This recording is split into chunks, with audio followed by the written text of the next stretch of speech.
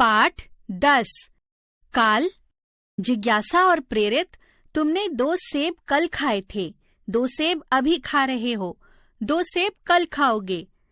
नाना जी ने अपने बोले हुए वाक्यों के अनुसार जिज्ञासा और प्रेरित को समझाया कि बच्चों, मैंने कहा सेब कल खाए थे, इससे पता चल रहा है कि सेब खाने का कार्य बीते हुए समय में हो चुका है।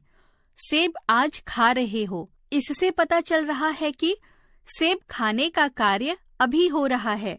सेब कल खाओगे, इससे पता चल रहा है कि सेब खाने का कार्य आने वाले समय में होगा। यहाँ सेब के खाने का काम का अर्थात क्रिया होने के अलग अलग समय का पता चल रहा है। इस प्रकार जब क्रिया से उसके होने के समय का पता चले, उसे काल कहते हैं। समय को ही काल कहते हैं। यहाँ सेब खाने की कुछ क्रिया हो चुकी है, कुछ क्रिया हो रही है, कुछ क्रिया होने वाली है, कुछ क्रिया आने वाले समय में होगी। इस आधार पर काल के 3 भेद होते हैं। भूतकाल, क्रिया के जिस रूप से काम के बीते हुए समय में होने का पता चलता है, उसे भूतकाल कहते हैं।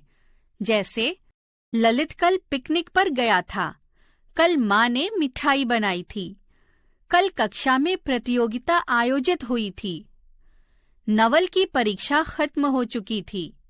यहाँ वाक्यों में रंगीन शब्दों से क्रिया के बीते हुए समय में पूरा होने का पता चल रहा है।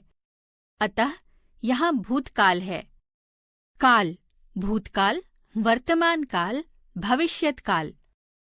आगे नाना जी ने समझाया कि दूसरा, वर्तमान काल। जब क्रिया से पता चले कि काम अभी भी चल रहा है, तब उसे वर्तमान काल कहते हैं। जैसे बच्चा रो रहा है, माँ खाना पका रही है, मधुमक्खी फूल पर मंडरा रही है, मोहन पाठ पढ़ रहा है। यहाँ वाक्यों में रंगीन शब्दों से पता चल रहा है कि काम अभी हो रहा है, इसलिए यहाँ वर्तमान काल है।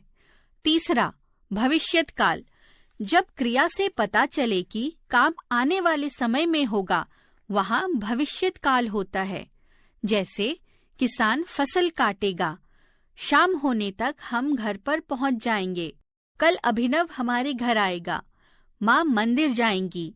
यहाँ वाक्यों में रंगीन शब्दों से पता चल रहा है कि काम आने वाले समय में होगा, इसलिए यहाँ भविष्यत काल है।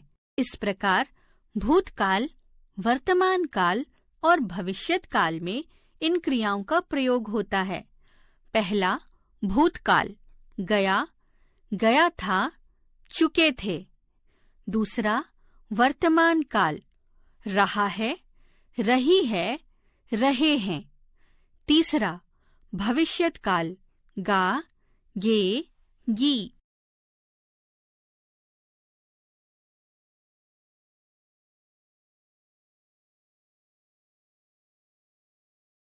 हमने समझा, क्रिया के जिस रूप से काम के होने के समय का पता चले, उसे काल कहते हैं। इस आधार पर काल के 3 भेद हैं। पहला, भूतकाल, दूसरा, वर्तमान काल, तीसरा, भविष्यत काल। जब क्रिया से उसके बीते हुए समय में होने का पता चलता है, उसे भूतकाल कहते हैं। जब क्रिया से पता चले कि अभी काम चल रहा है, उसे वर्तमान काल कहते हैं। जब क्रिया से पता चले कि काम आने वाले समय में होगा, उसे भविष्यत काल कहते हैं।